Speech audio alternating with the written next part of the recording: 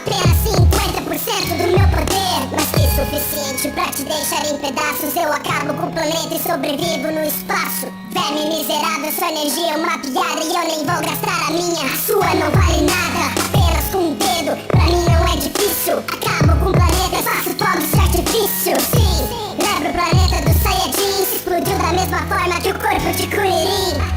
Eu sou de volta, hora da vingança, hora da revolta. Insetos, vocês não passam de insetos. Freeza, imperador do universo. Eu sou de volta, hora da vingança, hora da revolta. Insetos, vocês não passam de insetos. Freeza, imperador do universo. Já disse, se eu usar a metade do meu poder máximo, poderei transformá-lo em poeira cósmica num piscar de olhos, inseto idiota.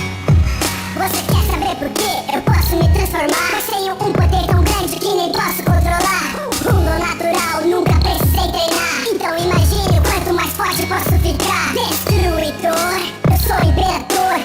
Veja como eu posso ser assustador. Pode tentar fugir, corra pra onde for. Vai sentir bem devagar a verdadeira dor. Força destruidora, resistência insana. Sobrevivo ao ataque de uma Genkidama. Mais forte do universo sempre foi a minha fama. Então me desafie para ver quem é que ganha. Agora estou de volta